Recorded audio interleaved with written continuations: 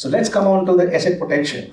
So why am I talking about asset protection? Obviously, tax savings is obvious. Asset protection is important because you do not want to be creating wealth only for it to be taken by somebody else. Does it make sense? I mean, you build a nice house, you put all the locks and doors and things like that, so that people can't just break in or get in. It's the same way when you build your wealth as well. Now, Australia has the highest number of lawyers per capita in the world. And there are a lot of ambulance chasers, and I'll come to that, because we live in a very litigious society. Every living person carries risk. And that risk can be anything. It could be, we could die tomorrow and not able to pay off our mortgages, and the banks foreclose, and not only the assets they are foreclosing goes, but all the other assets that are not mortgaged, they can also be attached, So that itself is a risk.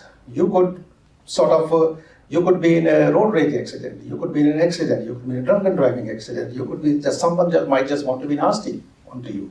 And a lot of time in these things, what kills you is not what the decision of the court.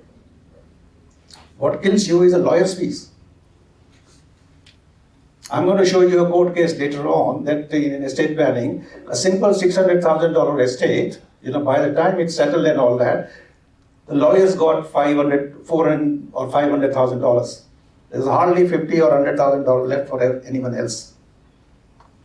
So lawyers on both sides make money. And a lot of time the lawyers will just say, all right, we'll just take 25% cut of whatever you get. We won't charge you any fees. So I'm not saying this will happen to everyone, but you really need to bulletproof yourself, because bad luck can hit anyone, anytime.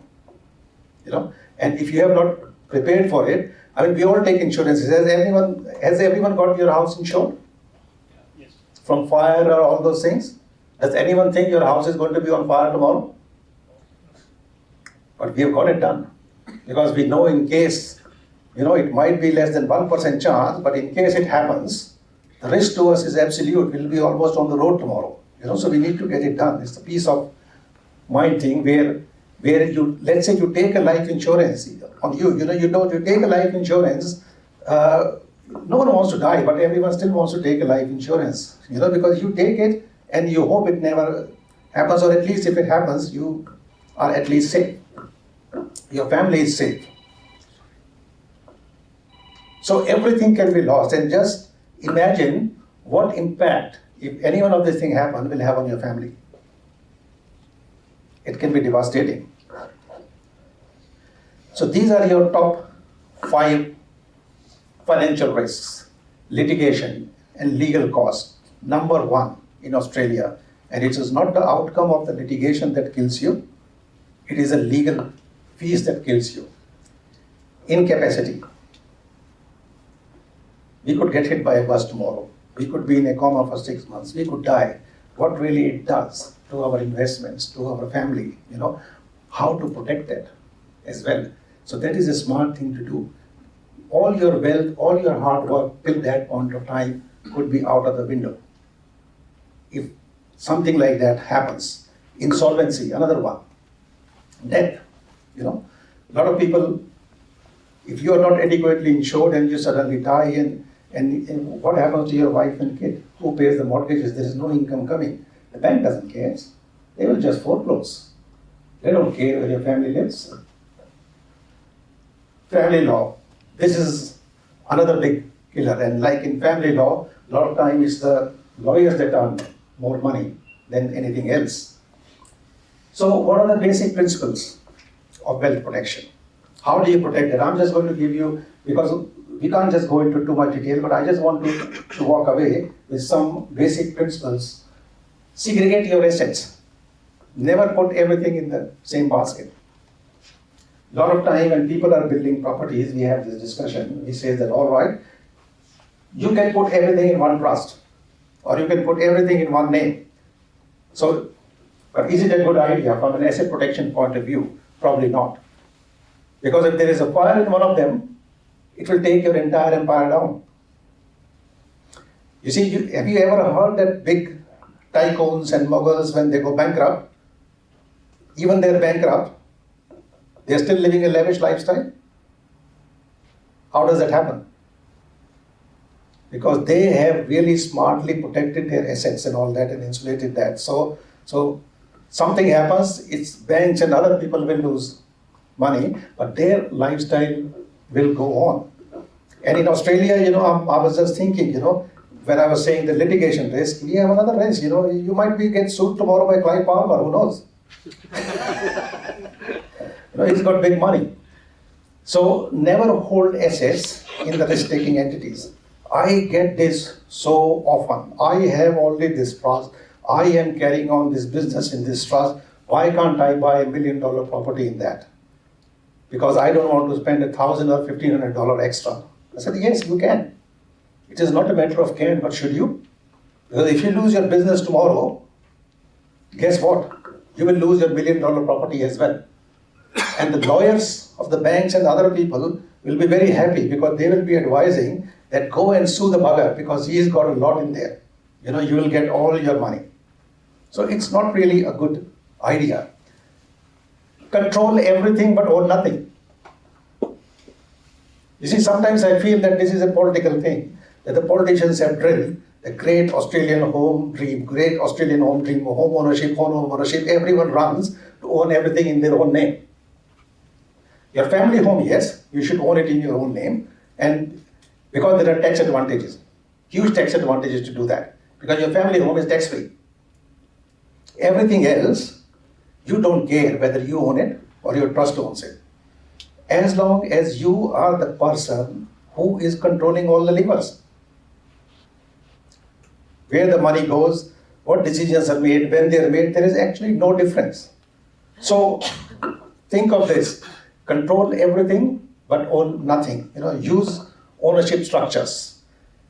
Equity protection, your family home, a lot of people will have equity in family home. You could have 2 million. People have this tendency that let's make our family home debt-free because you're not getting any deduction for the debt. And this is what Corney was talking about, good debt and bad debt. But that exposes to asset protection. So here's the case study. So this is a case, this is a very recent case. So Mr. Bosnack, so this taxpayer, so he had huge ATO debts. And ATO initiated court proceedings, said let's foreclose on this guy, make him bankrupt and we get our money. Now he had a big house in name of him and his wife. So ATO wanted to attach that. So obviously his argument from his side was the house is owned by my wife. It's owned at least 50% by my wife, but let's say it could be owned 100% by my wife, So you can't attach it. So what did the High Court decide? It doesn't matter if it is owned by the wife, but the money came from you. You are the real beneficial owner. Sell the bloody house and pay ATO. The guy was on road tomorrow. The next day, what to do. Now, does any one of you think, and this was the conventional wisdom, that a lot of people would do, that their family home or this thing, they will hold in name of the wife or the husband, whosoever at the lower risk, so that it cannot be attached. Has anyone done that before or heard of that strategy before? Out of the window. After the High Court decision last year, it doesn't work. So you could put your asset in somebody else's name for asset protection, it will not work. What would have worked in this case? So let's say you have $1 million equity in your house plus your car, let's call them crown jewels that you want to protect. We could create a gift deed and give it to your family protection trust. A little bit complicated, I'm just trying to go slow. So we could create a promissory note and gift your equity, there's no money passing. We could gift that to your own trust that you control. And that trust will loan that money back to you and register a mortgage. So effectively you have recycled your equity in your house, in your car, and in your jewelry, and in all other things to create a mortgage on them through your own trust. And guess what? If AT or anyone comes after you, there is a mortgage on that, just like bank. They can't touch it. So I thought I'll just put it in there, you know. So any questions so far before we go on to the next one? You know, with that strategy, would you do it if the house is fully paid off, or even if it is? You will do it if the house is fully paid off. Because you see, let's say you've got $1 million house and you've got a $900,000 mortgage on it. Then there's hardly $100,000. So no one is going to go after that house, because even if you manage to sell that house, the bank will get $900,000. You're just at probably $100,000 or $50,000 will be your legal cost. So no one will go for that. So the more the equity in your house, the better that strategy works. I mean, I have clients and I know people. What they do is they create a trust. They buy their family house in that trust, and they pay rent to that trust. So effectively, they live in their own family house as it is a rental, just to protect from an asset protection and from ATU and all other creditors. But it's monstrously expensive, because you lose the family home exemption on your family home. There are better alternatives to do that. But in the family protection trust, the money is coming from the person, let's say he got a litigation. No, the money is coming through the promissory notes. You know, $50 bill or $10 bill, what they are, which we call them cash, they are promissory notes. They are promissory notes issued by the Reserve Bank. It's just a promise to pay. It's just that no one goes to encash that promise. Similarly, the lawyers will create a promissory note done by you, which is accepted by your family trust as a donation, and then loan back to you and register a mortgage. It really needs to be done with all I's and T's crossed, and it works. It's been tested in courts. Doesn't matter who is the trustee in that family protection trust, like if it's the director, who's the director of the trustee company of that trust? No, Okay. because that trust is not you. Trust is separate. And the way that trust is created in terms of bloodline and the beneficiaries and all that, it is deliberately created with all those protections and things like that. This is not a normal standard trust that you can go and buy off the shelf. If in case parents invest in the property, they build a new property, and actually if they sell that one, they have to pay the tax for that one, but they don't want to do that. Then they have to give that one to their son or daughter. Correct. This is the way to do that. Now, when I'm talking, I'll talk about the family protection trust later on, because this is not the only use for the family protection trust. It is basically a succession planning thing. The other advantage will be is that your house, when it goes to estate planning and after someone dies and all that, all that equity and all that will probably never come into dispute in terms of estate planning and all that. Because no one is going to get a hand on it, and you pass on the control through here.